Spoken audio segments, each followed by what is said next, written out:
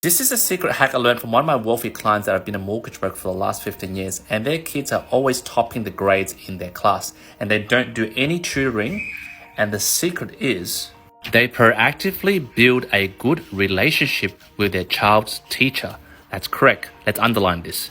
And their secret is better relationship with the child's teacher equals better grades or performance at school. Now, my kids are 5 and 7. One is in kindergarten and one is in year 2. So I haven't come to any conclusion whether this is true, but my ears are all open. I empty my ego cup and I'm listening.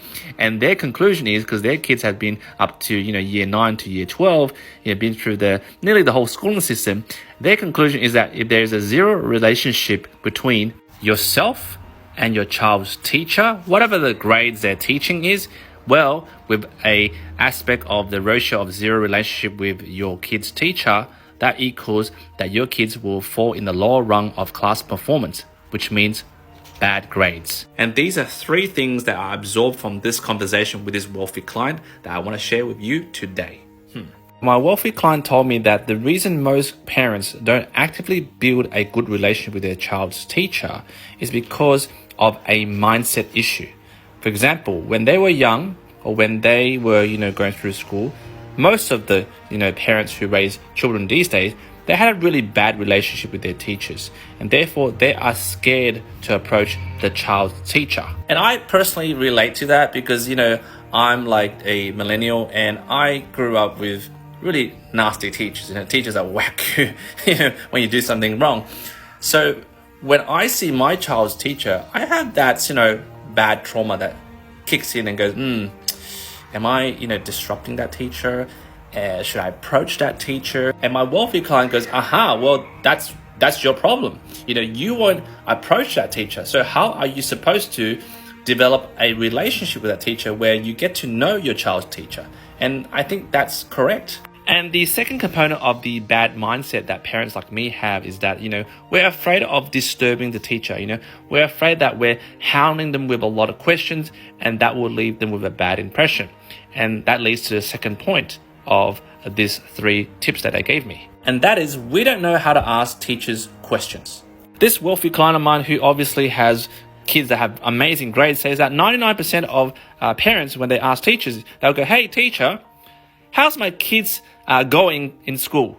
Basically, she said, asking that type of question, hey teacher, how's my kid going in school, is a rubbish question. It's a useless question. It's like you never asked the question at all. The question is too broad. The teacher doesn't even know how to answer you. And generally, they'll just say, oh yeah, your kid's doing okay. Yeah. Instead, ask these 3 specific questions that is more performance related to your child. Say, hey, Mr. and Mrs. whatever, how's blah name, which is your kid's name, participation in class?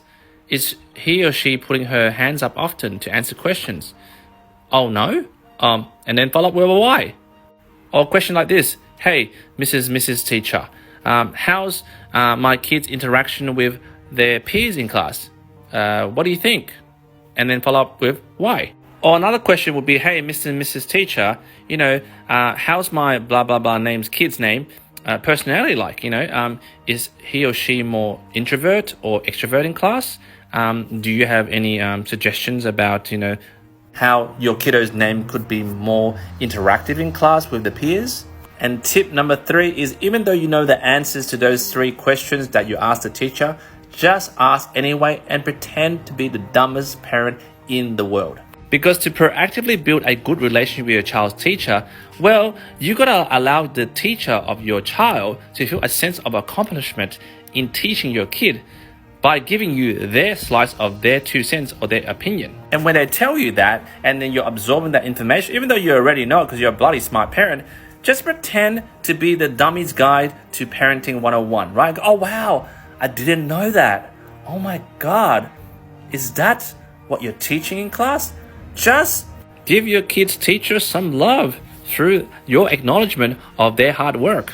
And the final parenting tip I got from this wealthy client, which I really think was a golden gem, is that you always got to teach your kid to be polite and respectful to their teachers. Because guys, I agree with this, right?